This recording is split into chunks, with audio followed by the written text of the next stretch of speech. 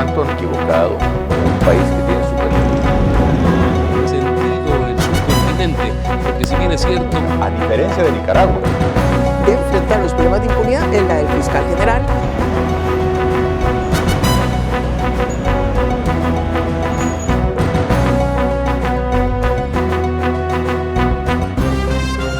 Un gusto volver a estar con ustedes en el espacio Fernando Aguayo América. Cordiales saludos a quienes nos ven a través de Gama Visión en el Ecuador, por Mega TV en la Florida y por OnePlus TV en el Ecuador y en el mundo. Hoy tenemos como invitado al doctor Roberto Gómez Mera. Él fue presidente de la Corte Suprema de Justicia y también fiscal general de la Nación. Hombre honesto, brillante, académico, jurista. En estos momentos de crisis es necesario escuchar a las personas de experiencia. No puede ser que el país esté sometido a decisiones, se dicen, absurdas por parte de servidores públicos que no están pensando en el país, cuando el Ecuador vive un grave problema de delincuencia, de corrupción y de falta de seguridad jurídica. Gracias, doctor, por estar con nosotros para hacer este análisis. Hace muy pocos días leíamos un informe de la Fundación de Brasil, Getúlio Vargas, que decía que el Ecuador es uno de los países que está a la cola, que no hay un ambiente para negocios, precisamente por la inseguridad general, la inseguridad esta que se genera también por la falta de juridicidad. ¿Por qué está ocurriendo esto, doctor? Este caos que estamos experimentando ahora y que es la consecuencia de una política que se estableció hace más de 10 años con el afán de desinstitucionalizar el país para poner en práctica un proyecto político de carácter continental. El socialismo del siglo XXI. Exactamente. Desinstitucionalización para que se concentre todo el poder en el Ejecutivo. Y lo estamos viendo. Y así nació la Constitución, inclusive. La Constitución que aparentemente tiene una serie de derechos de avanzada, pero en el fondo concentra el poder en el Poder Ejecutivo. Entonces, su pregunta, ¿cómo salimos de este problema? Perdón, especialmente cuando se dice que se quiere meter las manos en la justicia. Y usted hace referencia a hace 10 años en donde se metió las manos en la justicia. Así es. Se quiere meter las manos en la justicia y así lo dijo expresamente Rafael Correa, que lo iba a hacer, ¿no? Entonces, es necesario tener presente que la función judicial experimenta dos clases de problemas. El uno de carácter estructural, que fue pues con la eliminación de la Corte Suprema de Justicia, el sistema de cooptación para autodepurarse, y el otro problema es el coyuntural. En el coyuntural hay juicios de por medio muy importantes, juicios penales que afectan a los jerarcas del correísmo y también a gente vinculada al narcotráfico o al crimen organizado. Por eso está sucediendo lo que pasa ahora con la justicia. Por supuesto, hemos visto cómo hay fallos escandalosos que se han venido dando y esto es lo que ha salido a la superficie. Pero ¿cuántos fallos de esta naturaleza no se han dado? ¿Cuántos habeas corpus se han entregado a delincuentes? Exactamente, centenares de habeas corpus, porque se encontraron con esta vía constitucional, la tergiversaron y entonces están aplicándola favorablemente para gente incluso que está sentenciada, cosa que es inaudito en cualquier ordenamiento jurídico. En el pasado recuerdo, doctor, y dialogábamos con usted muchos años atrás, cuando se presentaba, por ejemplo, ante el alcalde, a la persona presa, pedía un habeas corpus y concedía el gobernante seccional. Lo que se verificaba ahí es si efectivamente estaba de manera ilegal preso. Recuerdo en el pasado, ha habido reformas, pero en la actualidad, bajo ninguna circunstancia, una persona condenada puede recibir, porque a alguien se le ocurre, que dice que está muy enfermo, pero sale trotando, corriendo, con manifestaciones y festejando, y le dan el habeas corpus. Claro, esa es la exageración y la desfiguración del sistema del habeas corpus, que, como usted bien lo dice, fue creado hace muchos siglos, ¿no?, para garantizar la libertad de las personas. Ahora se lo ha extendido, pero esa extensión ha sido la base para que se burlen la Administración de Justicia, porque contra sentencia ejecutoriada le conceden habeas corpus y en plena libertad, ¿no?, alegando o supuestos maltratos o que ven visiones, ¿no?, cuando eso está por verse. El famoso garantismo es el que nos está destruyendo la Así sociedad. es, pero eso es con una finalidad.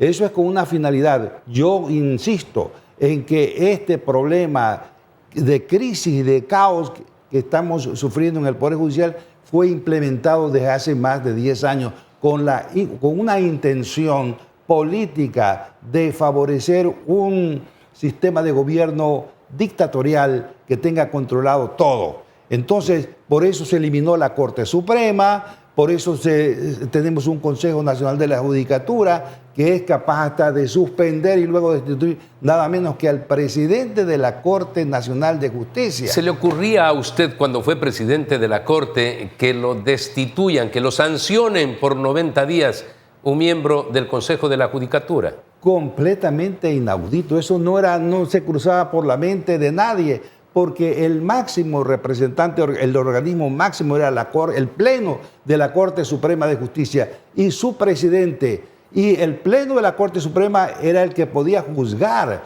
la conducta del presidente, pero no un organismo administrativo. Y peor en este caso, con solo dos personas, 2 votos de 5 que son los integrantes del Consejo de la Judicatura, solo 2, y además son provisionales, ¿no? Entonces es una cosa inaudita que no se ha dado y que debe corregirse lo antes posible. Vamos a hacer un corte comercial. Retornamos inmediatamente para continuar en este análisis sobre la crisis judicial. Inicio de espacio publicitario. Vive intensamente, Gamavisión en cada rincón. Él es Carlos. Durante 15 años ha recorrido la ciudad de 8 a 8, recogiendo y dejando pasajeros. Y nunca ha visto la ciudad tan linda, con mejores accesos, calles pavimentadas y avenidas que le permiten llegar a cada punto en menos tiempo. Cada obra, cada proyecto lo hacemos por ti, para mejorar tu vida, cambiando a Guayaquil. Porque tu bienestar siempre es primero. Alcaldía de Guayaquil. UTEC está lista para recibir a sus estudiantes en su nuevo campus en este mes de abril. Yo quiero que cuando los estudiantes lleguen a UTEC digan ¡wow!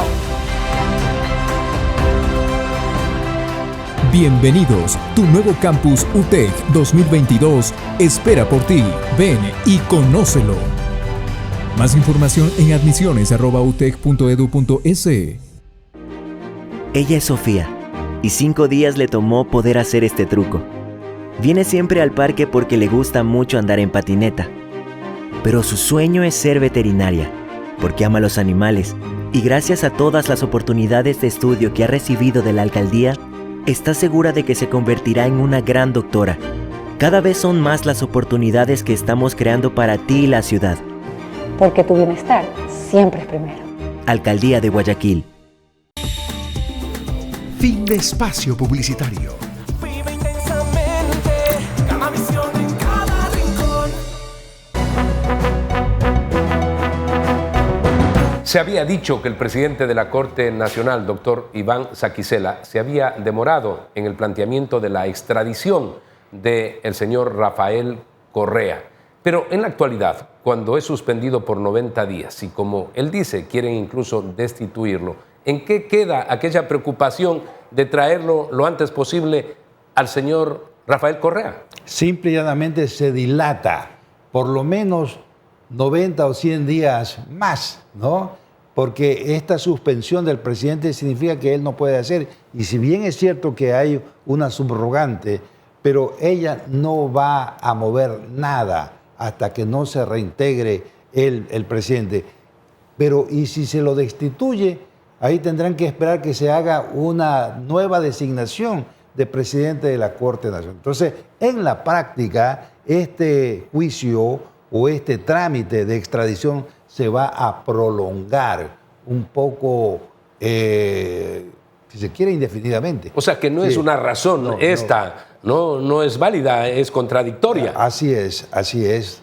Además, es un expediente jurisprudencial que lo tiene exclusivamente el presidente. No se puede meter la mano en los expedientes, ¿no? Se puede sancionar a un juez por cuestiones de otra índole, pero no por la marcha. Primero tiene que terminar el proceso para luego juzgarlo. Y entonces acá se dice, no hay ninguna sanción, pero la suspensión ya es una sanción, pues. La calidad de refugiado en Bélgica que se le ha otorgado, el gobierno de Bélgica, ¿impide la extradición desde el punto de vista legal? Claro, pero es que la realidad es que nadie conoce el texto de la resolución de Bélgica. Los interesados lo han expresado, que serían los abogados del señor Correa, pero no el gobierno. Oficialmente no hay ningún documento. Y entonces se está a la expectativa porque es teoría universal de que el asilo político solamente se concede por delitos de carácter político, no por delitos comunes y sentenciados. Eso es una herejía. Delitos penales por corrupción en este caso. Exactamente, por corrupción.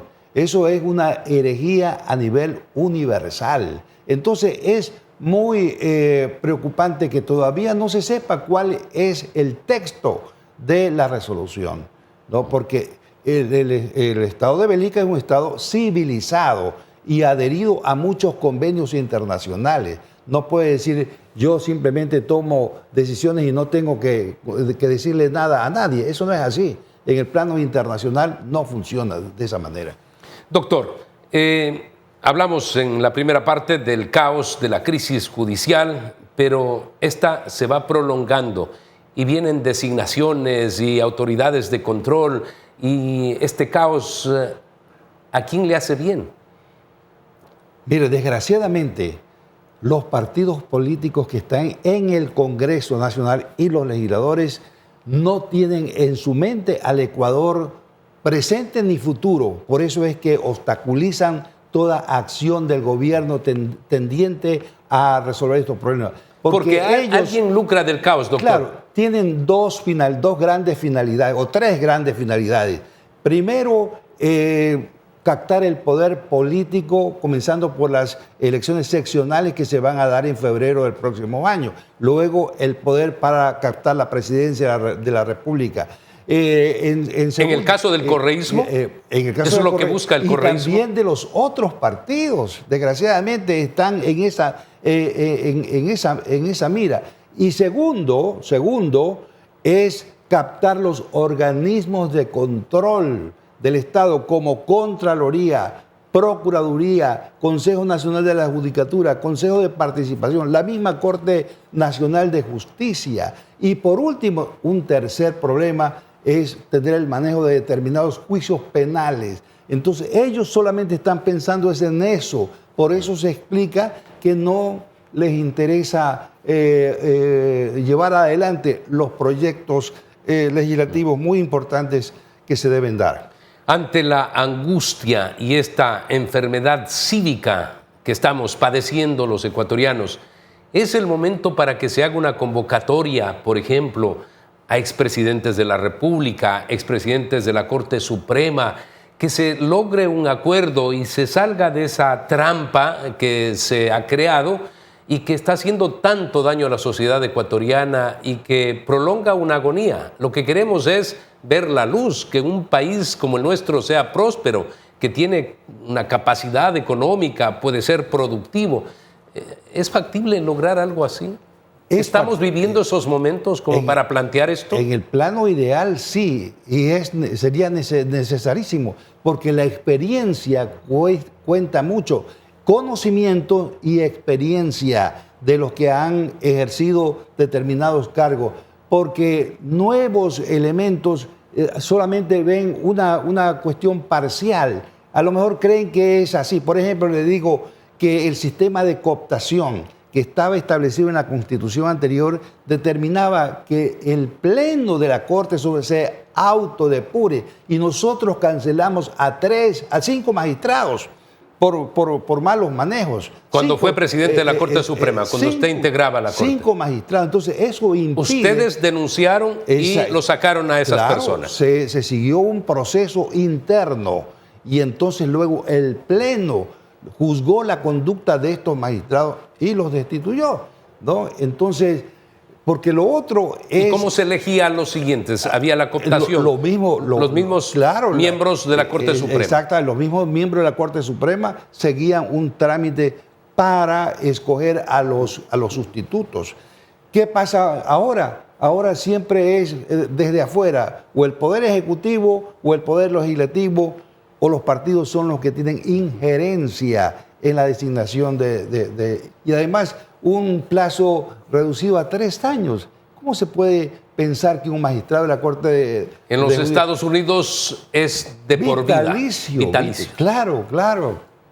Muchas gracias, doctor, por estas declaraciones licenciado. tan directas sobre un problema agudo que tiene que ser resuelto. Amigos, tenemos que hacer una pausa comercial. Retornamos inmediatamente. Vamos a hablar de medicina, de salud, de ciencia. Inicio de espacio publicitario. Vive intensamente, Gamavisión en cada rincón. Él es Carlos. Durante 15 años ha recorrido la ciudad de 8 a 8, recogiendo y dejando pasajeros. Y nunca ha visto la ciudad tan linda, con mejores accesos, calles pavimentadas y avenidas que le permiten llegar a cada punto en menos tiempo. Cada obra, cada proyecto lo hacemos por ti, para mejorar tu vida, cambiando a Guayaquil. Porque tu bienestar siempre es primero. Alcaldía de Guayaquil.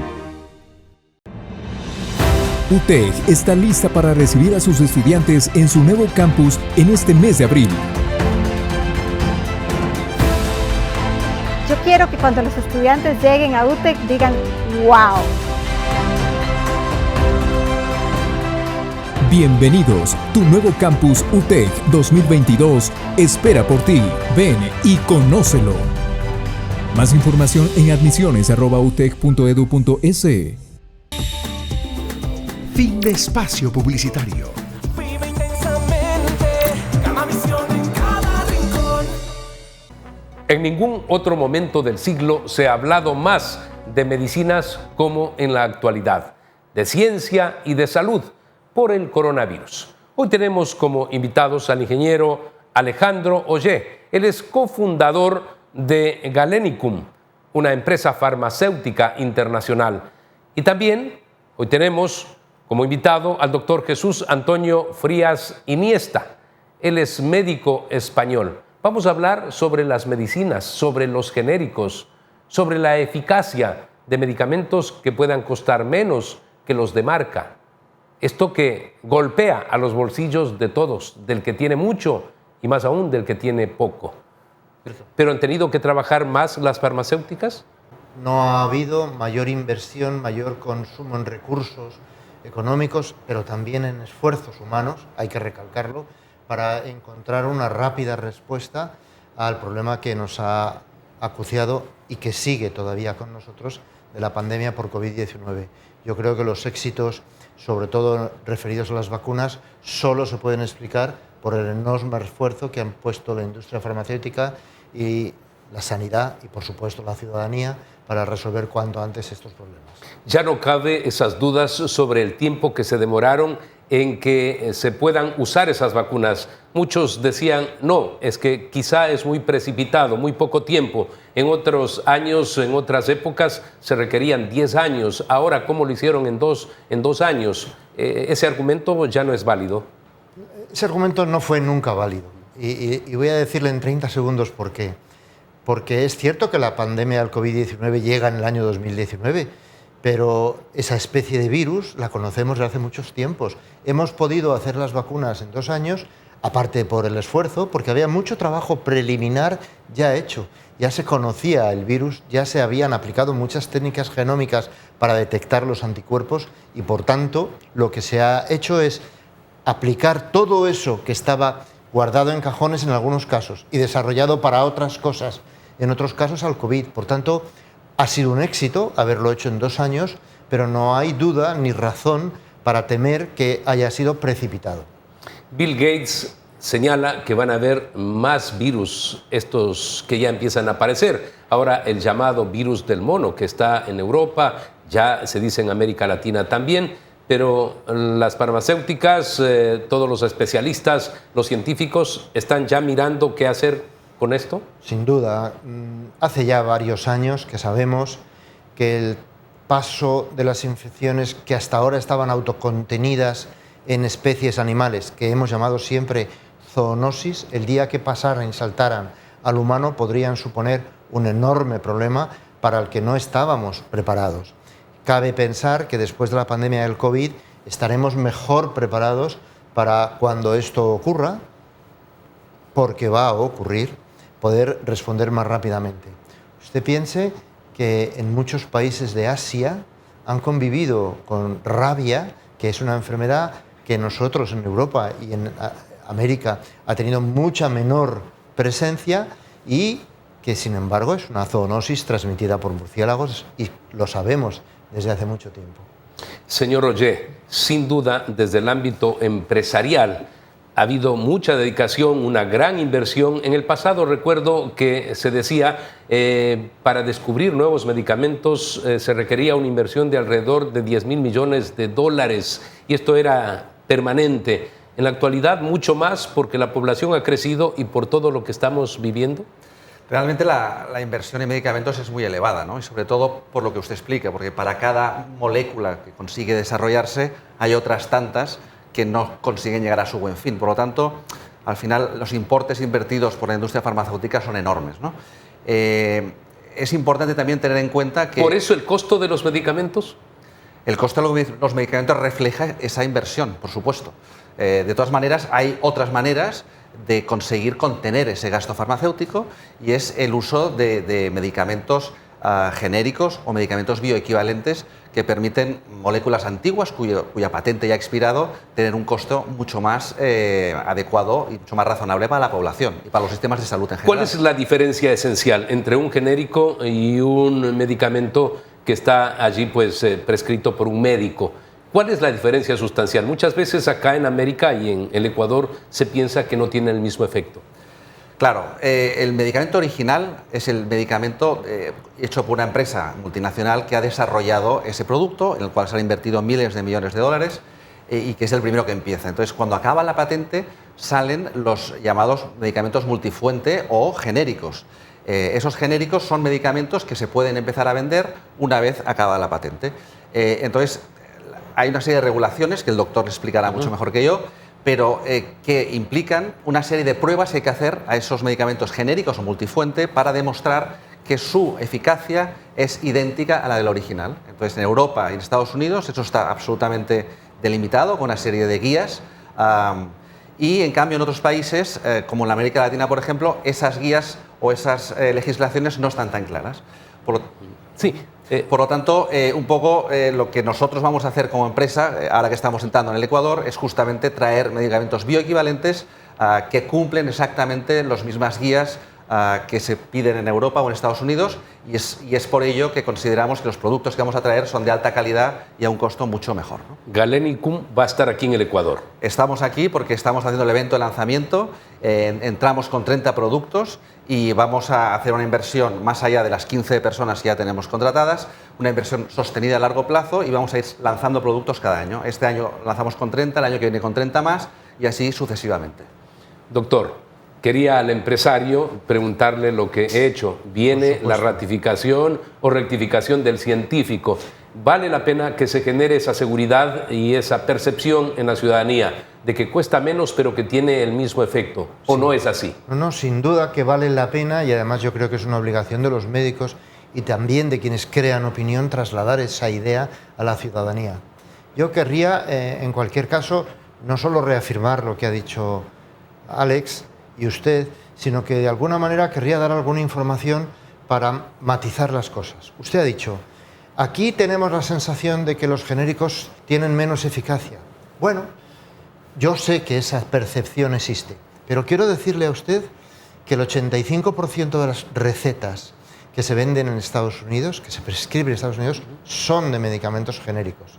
El 70% en los principales países europeos. Y como media en la Unión Europea, los genéricos suponen en medicinas prescritas por el médico, en recetas, más del 50%. Y allí la ciudadanía no tiene la sensación de que sean, por ser más baratos, menos eficaces o más tóxicos. No, señor. Allí tenemos la idea de que los medicamentos genéricos son igual de buenos que los innovadores, igual de eficaces y más baratos. Porque, como hemos visto antes, desarrollar un medicamento cuesta mucho dinero. Cuando un fabricante fabrica algo que han inventado otros, lo razonable y lo coherente es que la reinversión que viene sea algo menor. Y de hecho, en los Estados Unidos y en Europa, el precio de los genéricos es siempre más barato. Y en algunos países, por ley, es más barato. El precio no puede salir de esa manera. Por tanto, la percepción de que los medicamentos genéricos son tan buenos y tan eficaces y más baratos es una opinión generalizada en Europa, en Estados Unidos, en Canadá, en muchos países. Solo quedaría decir una cosa. ¿Por qué esa sensación es así allí? Porque hay unas normas que obligan a los laboratorios a demostrar eso antes de llegar al mercado. Es decir, los medicamentos no se comercializan si no se ha comprobado que esa afirmación es verdadera. Y la forma de demostrar que un medicamento se comporta igual que otro y que por tanto va a ser igual es hacer esa bioequivalencia in vivo en personas, no en animales ni en el laboratorio, sino en personas, para permitir demostrar que el innovador que llegó al mercado, que es el que ha descubierto esa eficacia, y el copiado genérico multifuente, según la Organización Mundial de la Salud, se comporta exactamente igual. A través del tiempo, en el Ecuador le quiero decir que quizá por falta de credibilidad no existe esa sensación y obviamente tiene que cambiar porque la gente vive una circunstancia económica bastante deteriorada y tiene que igualmente comprar medicamentos y espera que estos sean más baratos. ¿Qué hacer entonces para que un país como el nuestro, ustedes están en varios países, se logre esa cultura, esa aceptación y que la gente esté segura que va a mejorar su dolencia? Pues yo creo exactamente lo que estamos comentando, es decir, trasladar tanto a los médicos por una parte como a la población general por otra parte, en que el uso de medicamentos bioequivalentes que aseguran la igualdad en eficacia con el medicamento original funciona, y eso es una percepción que tiene que tener todo el mundo, y tener opciones reales de esos medicamentos en el mercado. Por ejemplo, en nuestra empresa todos los productos que vamos a traer acá son bioequivalentes y por tanto no hay duda de que ese producto no tenga la misma eficacia que el original. Por tanto, es una cuestión, por una parte, de comunicación a los médicos y a la población en general, y segundo, de tener producto disponible en las farmacias bioequivalentes, ¿no?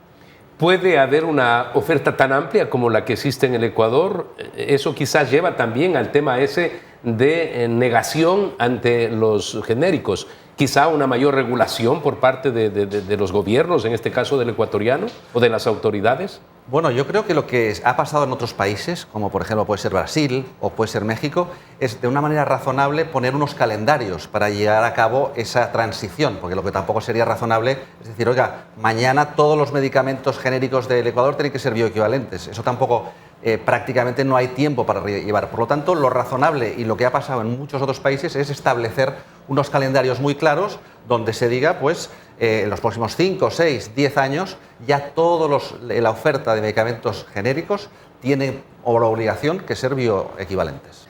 ¿En el Ecuador se debe empezar a usar más estos genéricos pensando en que igualmente van a ser eficaces? En muchos países ya se ha recorrido este camino, ya se ha dado ese plazo, ya se ha pasado de un mercado, voy a llamar desordenado e inseguro, a un mercado tranquilizador. Para mí lo importante, yo soy un médico que trabaja en la sanidad pública, para mí lo importante es la protección de la salud de los ciudadanos, que tienen derecho. Yo como médico he de prescribir medicamentos que sepa que son eficaces y seguros, pero alguien tiene que avalarlo y ese alguien no se le oculte a usted. Tiene que ser las autoridades reguladoras sanitarias del país, que son las que tienen que trasladarle a los ciudadanos la sensación de que lo que tienen en las farmacias es de calidad asegurada. Los productos que llenan las farmacias de Europa no generan dudas, y no generan dudas porque desde hace años están absolutamente asegurados por estas normas que le acabo de decir a usted. Las autoridades deberían ser muy prolijas a la hora de establecer si cumplen con todos los rigores para que estos medicamentos más baratos alivien el dolor, curen las enfermedades, las heridas en las personas y se puedan salvar vidas. Amigos, recuerden ustedes que tienen una cita la próxima semana en Fernando Aguayo América a través de Gamavisión en el Ecuador, por Mega TV en la Florida y por OnePlus TV en el Ecuador y en el mundo.